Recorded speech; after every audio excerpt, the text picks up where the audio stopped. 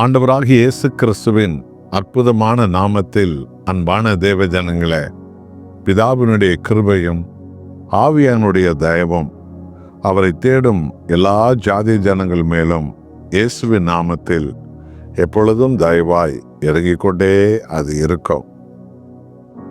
வேத வசனத்தை வாசிப்பதில் வாஞ்சியுள்ள ஜனங்களாக நீங்கள் இருங்கள். கர்த்தருடைய வசனம் உங்களை புதுப்பிக்கும், உங்களை வழி நடத்தும். எல்லா நேரத்திலும் எந்த சூழ்நிலையிலும் சோர்ந்து போகாமல், பின்வாங்காமல், கவலையில் மூழ்கிவிடாமல், எப்பொழுதும் என் தேவன் எனக்காக அவளோடு காத்திருக்கிறார் என்ற வாஞ்சியோடு கூட அப்பா பிதாவை ஆண்டவர் இயேசுவின் நாமத்தில் ஜெபத்தில் கூப்பிட நீங்கள் ஆரம்பியுங்கள்.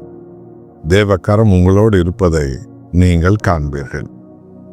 யாக்கோபு 1ஆம் அதிகாரம் 17வது வசனத்தில் பரிசுத்த ஆவியான தேவன் இப்படியான ஒரு சத்தியத்தை உங்களுக்கு நமக்கும் அவர் சொல்லுகிறார்.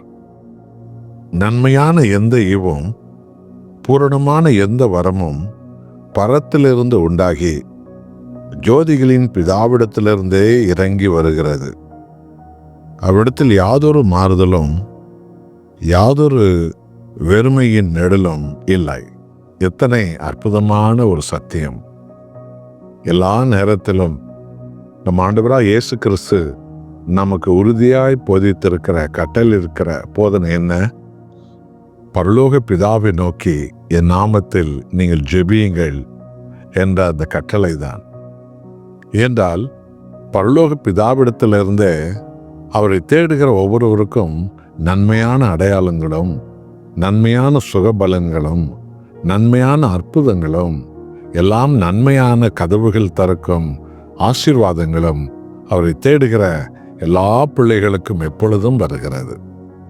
பரிபூரணமான ஆசீர்வாதங்கள், பரிபூரணமான அபிஷேகம், பரிபூரணமான அடையாளம் பிதாவிடத்திலிருந்தே, அதுவும் ஜோதிகளின் பிதாவிடத்திலிருந்தே, அதாவது ஒளியில் வாசம் என்னும் பரலோக தகப்பனிடத்திலிருந்தே இயேசுவின் நாமத்தில் நமக்கு கிடைக்கிறது.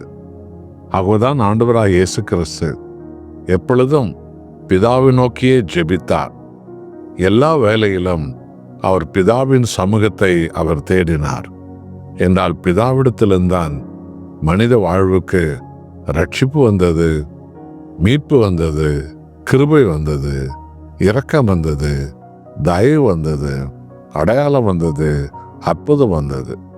இன்றைக்கும் ஆண்டவராகிய இயேசுவின் நாமத்தில் அருமையானவர்களே, இதோ ஜோதிகளின் பிதாவாம் ஒளியின் தேவனாம் பரலோக பிதாவிடத்துல எப்போதும் நன்மையானவைகளே எனக்கு வருகிறது. ஒருவேளை சில காரியங்கள் தடைப்படலாம், அதற்கும் ஒரு காரணம் உண்டு. என்றால் அதிலும் மேலானதை தேவன் செய்ய போகிறார். ஒருவேளை சில காரியங்களுக்கு பதில் வராமல் போகலாம், அதற்கும் ஒரு அடையாளங்கள் உண்டு. என்றால் தேவன் இரட்டிப்பான ஆசீர்வாதத்தை, இரட்டிப்பான ஒரு பெரிய நினைத்து பார்க்க முடியாத ஒரு பெரிய காரியத்தை தன் பிள்ளைகளுக்கு அவர் வைத்திருக்கிறார்.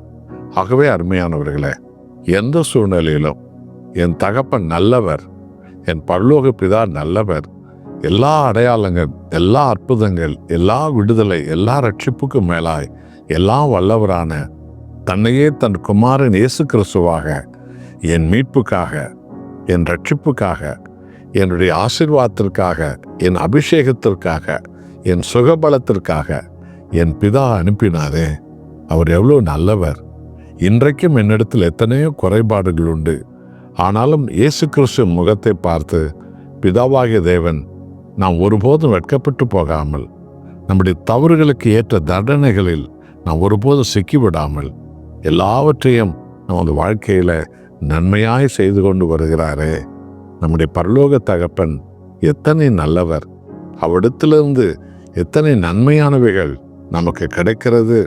இதுவரைக்கும் இயேசுவின் நாமத்தில் பிதாவிடத்திலிருந்து வர்ணிக்க முடியாத நன்மைகளும், வர்ணிக்க முடியாத அடையாளங்களும், அற்புதங்களும் நமது வாழ்வில் வந்ததே. நினைத்து பார்ப்பதற்கே ஆச்சரியமாய் இருக்கிறதல்லவா?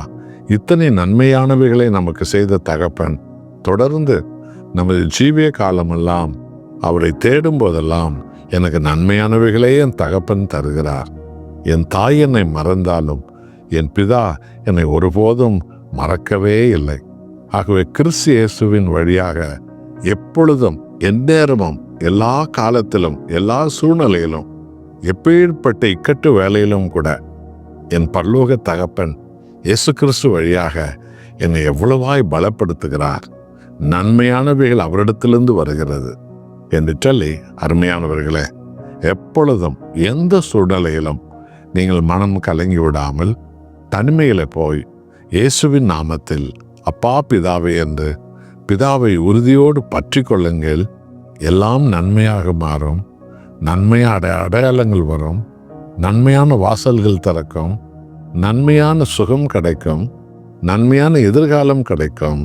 எல்லா சம்பவத்தையும் கிறிஸ்து இயேசுவினால் பிதாவானவர் நன்மையாகவே அவர் முடிய பண்ணி மகிமைப்படுகிறவர். அவரே நோக்கி பார்ப்போமா? நன்மையானவைகளே தகப்பன் நமக்கு கொடுக்கிறவராய் இருக்கிறார். ஜெபிப்போமா? அன்புள்ள நேசபிதாவே, எல்லாவற்றுக்கும் மேலாக உமது ஒரே பேரான குமாரன் இயேசு கிறிஸ்துவே எனக்கு பாவ மன்னிப்பாக, ரட்சிப்பாக, விடுதலையாக, சுகமாக, ஆசீர்வாதமாக, அபிஷேகமாக, வல்லமையாக, நித்திய ஜீவனாக நீர் கொடுத்தீரே. உமக்கு கோடி கோடி நன்றி. கிறிஸ்து இயேசு வழியாய் அப்பா பிதாவே, என் வாழ்க்கையில வர்ணிக்க முடியாத நன்மைகளை செய்தீரே. இனியும் கூட என் வாழ்வில் எல்லாவற்றையும் நீ நன்மையாகவே மாற்றி ஆண்டவரே உமது மகிமையை உம்மை தேடும் அது பிள்ளைகளுக்கு கொடுக்கிறவராயிருக்கிறீர். அப்படியே நான் எப்பொழுதும் உம்மையே நோக்கி பார்ப்பேன், உம்மையே சார்ந்திருப்பேன். நன்மையானவைகளே பெற்று உம்மை என்றென்றும் மகிமைப்படுத்துவேன். இயேசுவின் நாமத்தில் பிதாவே, ஆமென்.